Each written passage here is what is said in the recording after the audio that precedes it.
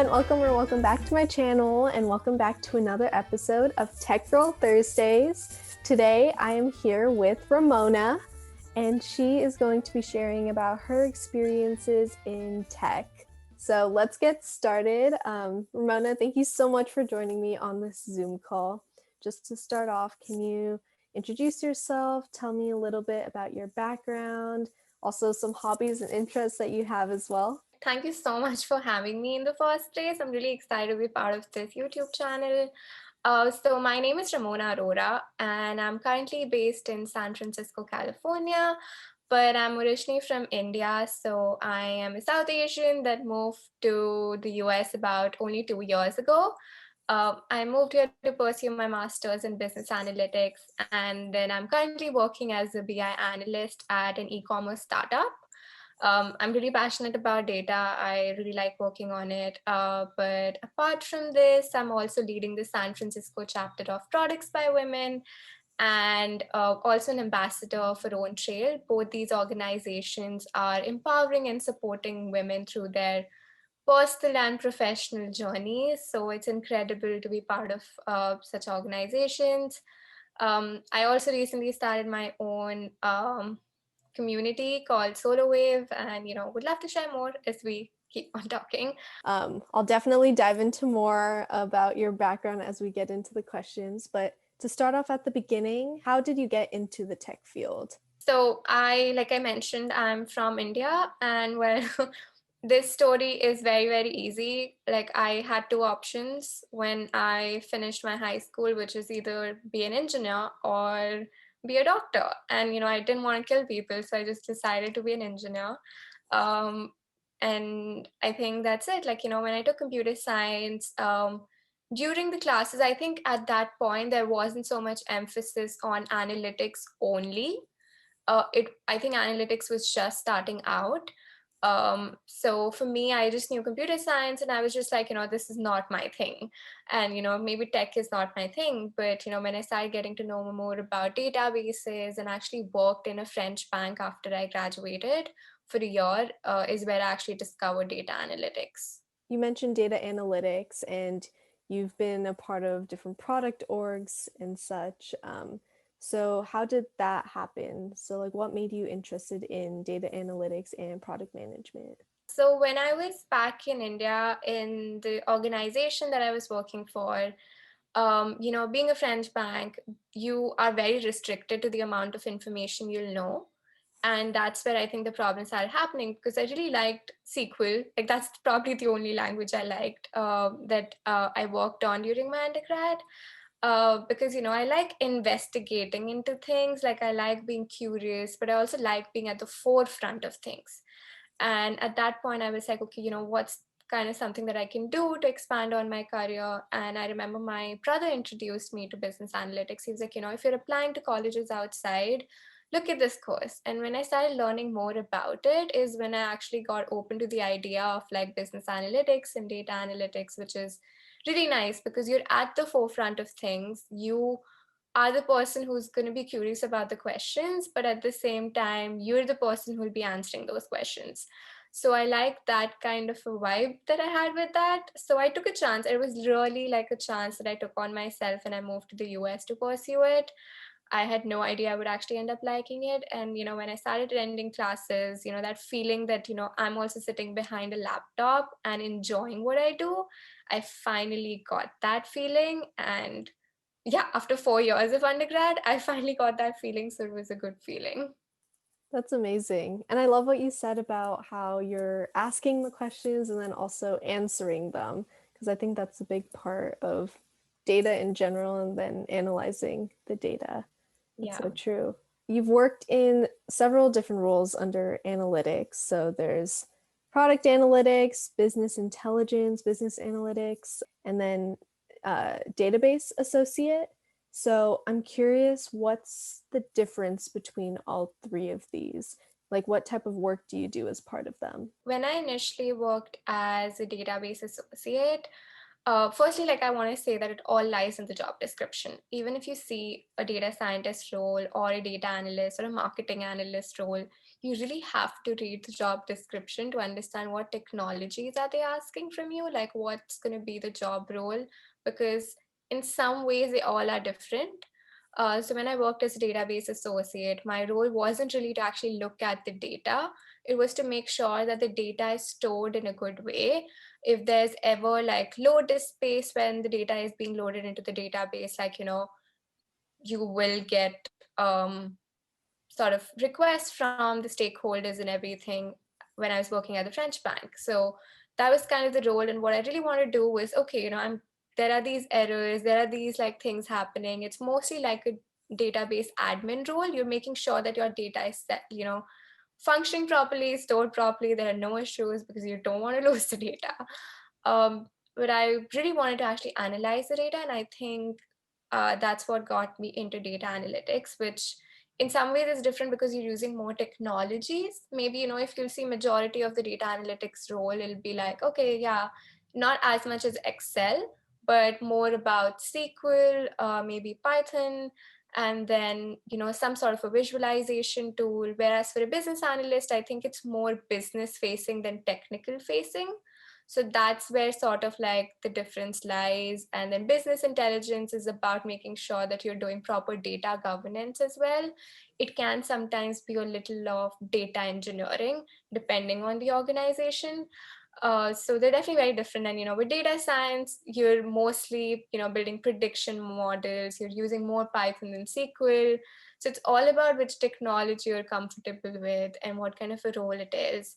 When I worked as a product analyst, my role was so much with the product managers. Like, if that year's goal was to, increase customer growth or retention rate, I would be directly working with product managers that are working on those features that increase it. So a lot of analysis and KPIs and, SQL and Tableau again.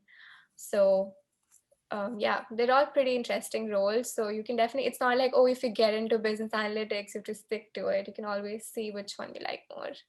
Do you have any recommendations on how to improve these soft skills like communication and I guess talking with stakeholders? I don't know, just to like improve those skills, because I think it's a lot easier to improve the technical skills with HackerRank and LeetCode, like you said, but oftentimes the soft skills are, I mean, they're just as important, if not more important, to just to explain everything to someone. So what recommendations do you have to improve on that?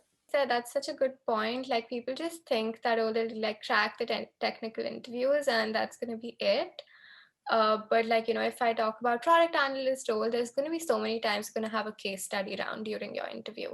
And for that, you need to be like very and you need to have problem solving skills. And at the same time, like I said, you need to understand what question is being asked and not just blabber about any random thing. So I think for me, like people assume I'm an extrovert, so I will have good communication skills. I don't think that's how it works. It doesn't matter if you're an introvert or an extrovert, and you just need to be taking initiatives and being proactive. So like I joined a few communities. Maybe, that's the best way to start. When you join communities, you can connect with other people. So you're taking an initiative to know other people. Through that, you're letting that fear of asking questions and that communication in some ways, you're letting it reduce. So I think that's how it works. It's like a daily practice to like make sure that you're communicating with someone that's in a professional setting before you actually go into professional setting. So I really like to do that. Sometimes when I'm on LinkedIn, this is how I start, interacting with people. It's like I'll post on their posts and just like, it really helped me open up and, come out of my shell.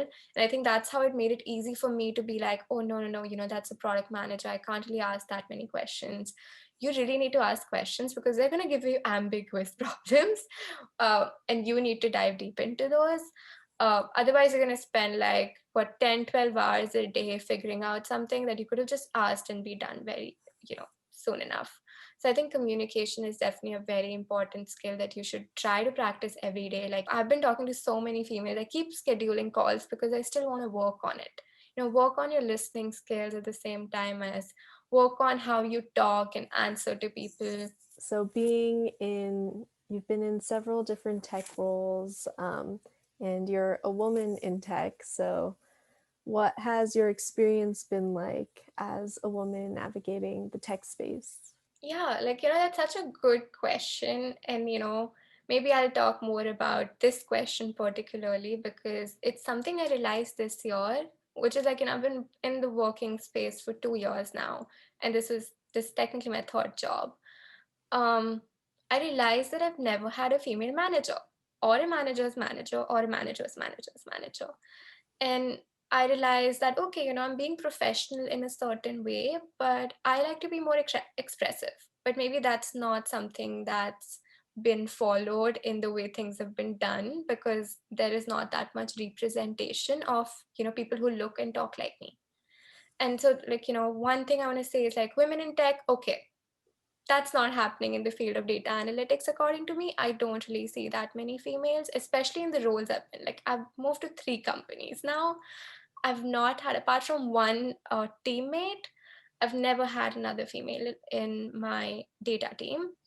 um, and I feel like women amongst themselves are also so different. So I'm talking about the largest bucket, but there's so many smaller buckets after that that it makes it even more difficult. When I talk to other people and I'm like, I would love to have that female manager once, and where I can feel a little more of representation. And then they told me, I've had female managers and sometimes male managers have been better than them. And I was like, that's actually true. It's not like you're going to get along with every female just because you've been put into that bucket of women in tech. There's so many other buckets. So, this year I realized that stop letting everything be about the system. I feel like, I always was like, no, I have to behave a certain way to adjust and to fit in. And I'm like, I'm going to be the way I am. I am proud of how I am, and people can adjust to me. So it's definitely something I've been talking about way more because when you keep it in, is when you'll have after 10 years you'll realize it and be like, why didn't I speak up that time? Why did I just let it go that time? Women are out there to empower you and support you. Definitely reach out to as many females as you can and find that role model, because that one role model is going to help you stick to STEM or you're going to end up leaving it. This is something that, this is inspired by Prasha Datra. She's, a TEDx speaker, and she recently spoke about how there are more females leaving STEM is because they're not finding inclusivity in some ways. And I absolutely agree. I've had points where I felt like that, but I just felt like, with time it'll go away. But no, it's because I'm being someone else. Just be yourself and make sure that you become that manager for someone else if you don't have that manager for yourself. Yeah, I love that. Snaps.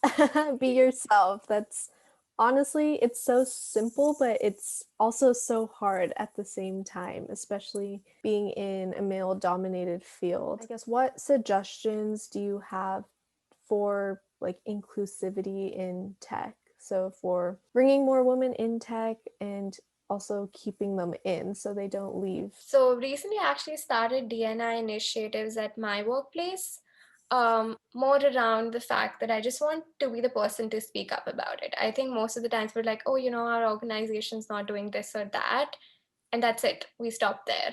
But what are you doing to even start those conversations, right? This whole thing started about talk to your parents first about, what are their political preferences first, start having those conversations at home. And when you're working in tech, your work is sort of that home that you're kind of creating comparisons to. So these initiatives that I started are mostly in the sense that I'm creating that space to let people know that I'm here to talk.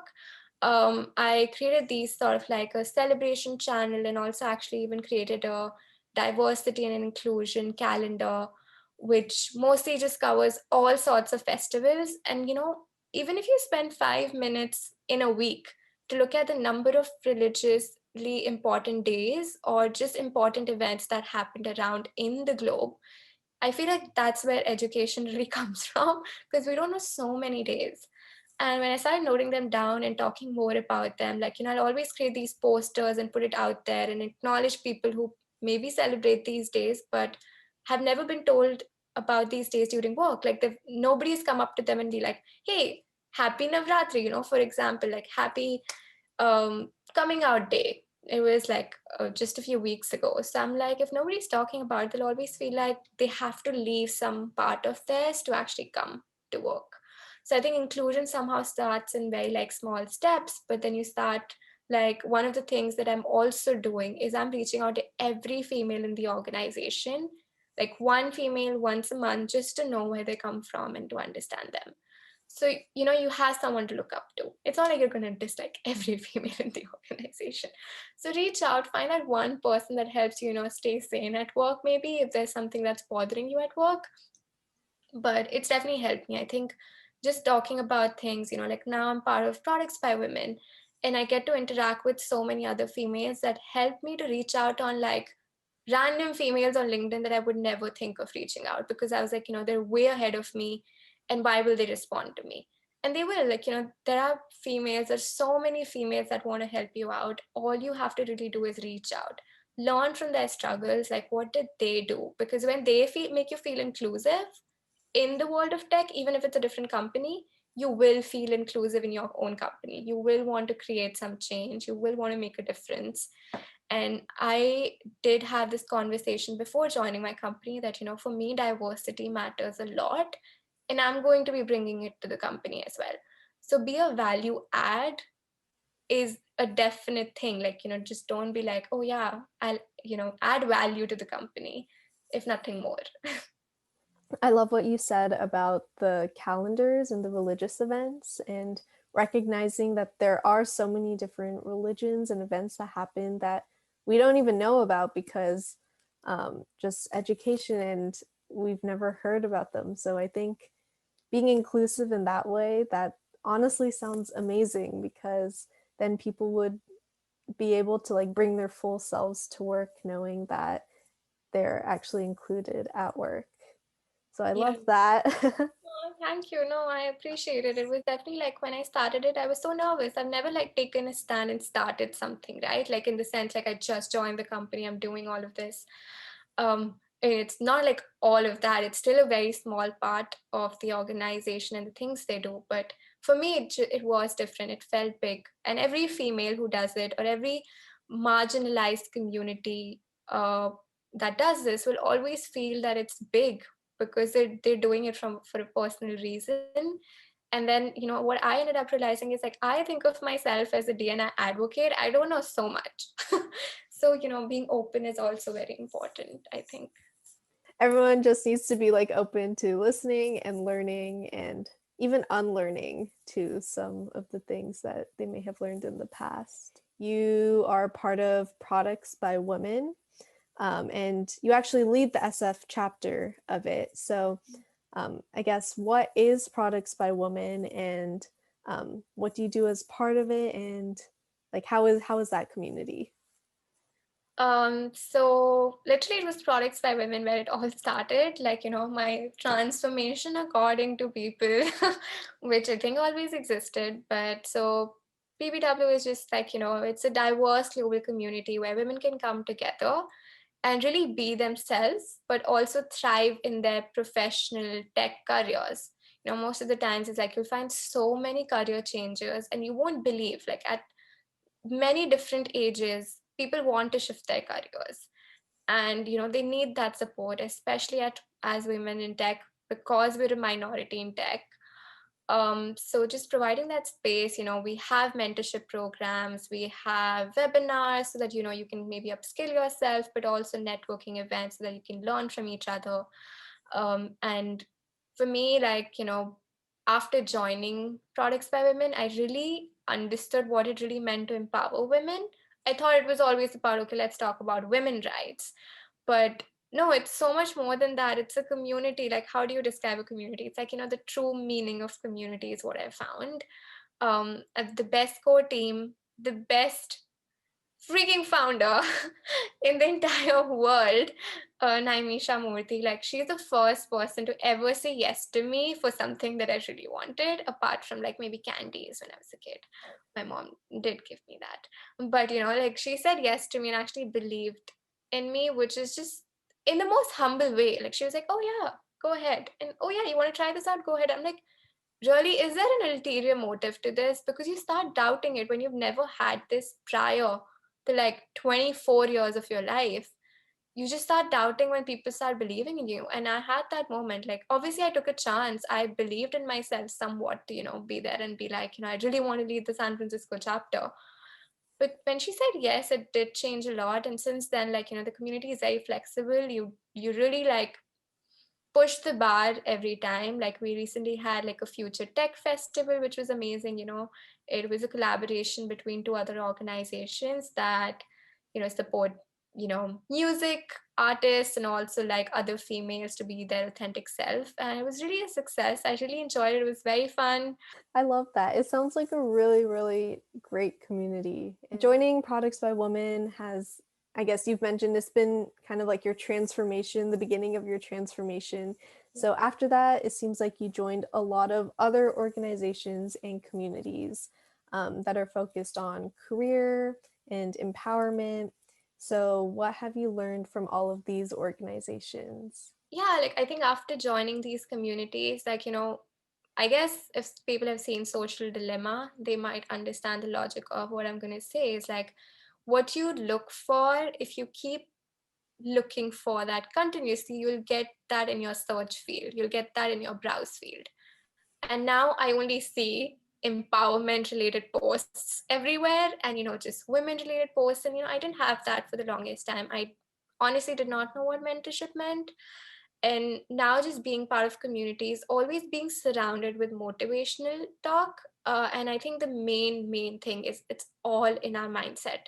Whenever we pull ourselves down, or we think that, oh, someone's doing it better, or we tell us that oh, it's fine what I did, right? What's the big deal? No, everything is a big deal if, first of all, you're doing it as an initiative, because there could be other people doing it, but you were chosen to do this. So that's the big deal, first of all.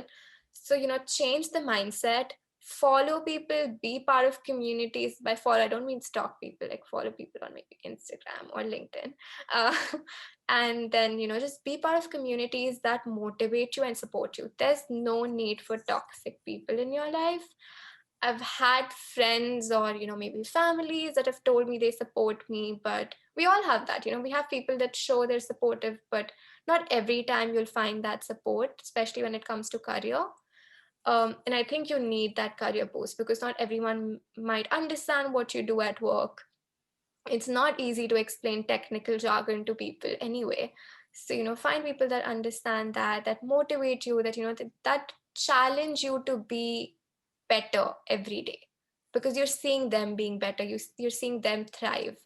So it's like nobody's trying to take your space. If a woman is helping you out, it's because she wants to go with you, or she wants you to go first, but it's not like because she wants to go before. Like You also have an Instagram called Solo Wave, which you mentioned in the beginning, but I wanted to hear more about that Instagram page and what are your goals for it? yeah, so this is a very crazy story. But one day I just had a thought, I'm gonna just like buy this domain name. So I went to GoDaddy and bought it. Like it was literally a 1 minute thing. I had a thought and I went ahead and did it. Because again, you don't owe anything to anyone. Just because you're doing it doesn't mean you want something to come out of it. Um, but yeah, my reason was just to like try out different things. But I essentially want to build a community of explorers. I think one thing I've realized is that yes, there are more female solo travelers than men right now, but it's still a pretty small number. And at the same time, I know so many females who doubt or don't understand the meaning of solo traveling. They think it's weird to be alone, or it's just, I mean, not just females, it's just like for so many people, just even sitting alone at a bar or at a restaurant, eating, having a drink feels awkward to them. They don't know how to be just with themselves and with their thoughts. Like it's such a baffling thing for them to just even think about, like, oh my god, you're going out alone, are you lonely? And the idea of Solo Wave is to change that idea and promote more self exploration, because at the end of the day, you come in this world alone and you leave, but how can you make the best out of it even if you're alone? doesn't necessarily mean that you have to be alone to do all of this, but I hope to, have these authentic conversations with other explorers that are already in this journey to, hear from how did they feel about their first journey of doing it, and how can aspiring explorers, understand that emotion and feeling. So it's still a start. You'll only see a very few posts in there, but the idea is to work on it more now, with time, and build up on this thought. Like it's just a thought, and I resonated it with a lot, because when I went for a solo travel for the first time to Chicago, I was so scared, but it was such a rush, and I really really loved it. And since then it's been easy. It's felt like, I know what's not right. I research more when I go somewhere out, but i don't I don't look at people now who are eating alone as weird. I look at them and I'm like, you have courage to do that, like it's not easy to go out and be alone in the world. So yeah. Yay, that sounds so cool. And it really sounds like, I don't know, a place where people can connect on their personal growth and just grow even more. Yes, kind of moving back to tech advice, but what advice do you have for people who are maybe interested in tech, maybe they aren't? So, what advice would you give to them? I guess first of all, you don't have to have it all figured out before you start something. I've never had anything figured out before I start something. So if that helps. But if you think that okay, you're liking something maybe a little more than the other things you do, go take a chance, try out, like before spending a hefty amount in it, especially if you can't afford, a bachelor's or a master's, because it's really expensive. Start with smaller courses. Like I said, again, there's just so many communities. Like for product management, it's just crazy how many communities exist, and they all have their own resources about, you can just go find peer mentors. You can even find like actual like company mentors for free. There's just so much free content out there, but it's about finding the right content. Like when I wanted to go into product management, I signed up for this 5-week APM program, which was free, and was just by this another female product lead who's first of all incredible, but she helped us really get the basics and start working on it, understand teamwork. And I feel like that was so much better than just spending so much amount somewhere else, just because at the end of the day, I didn't know if I really wanted to do this. All I wanted to know was, do I actually like it? So my advice is definitely like first spend time on free resources, but that doesn't mean you take up 50 things on your plate and they're all targeted at different stages of analyst. Like, maybe you started a beginner course, but the next course you're doing is the advanced course. There's an intermediate course in between, and the advanced will intimidate you. So know the steps. That's where you need to talk to mentors. Like, maybe reaching out to us or any other data analyst that reach out to them and ask how did they do it? Do they have any personal preferences? And if any of those preferences match your budget and your lifestyle and the way you want to do things, just do that as a start and then figure out the next step. But that's the best advice I can give, is only think about the first step and then move to the next one. Don't jump ships. It's going to intimidate you. Spread love. Keep watching Shalini's videos if you're watching them up until now. She's amazing. And I think like, you have amazing things coming your way. And thank you so much for having me. I really enjoyed this, and I'm happy to like help anyone. If anyone reaches out to me on LinkedIn, this is one thing I do a lot, is I let people know during any of my events or whenever I'm speaking somewhere that if you reach out to me, even with the worst networking message, I'll reach out so that I let you know that that's not how you network. So if you want to try it out on someone, I'm the person you want to try it out on. Just networking is the way to go for me if you're job searching, so definitely focus on that a lot. I always say this. Yeah, Make sure to connect with Ramona on LinkedIn, and then also check out her Instagram, Solo Wave. I'll link in the description below. But yeah, thank you so much, Ramona, for joining me on this Zoom call. I loved talking with you and just having this conversation about your experience and all the communities and everything that you've learned, personal and professional growth. thank you so much for having me. I enjoyed it too. Lots of love. This Yes. worked hard.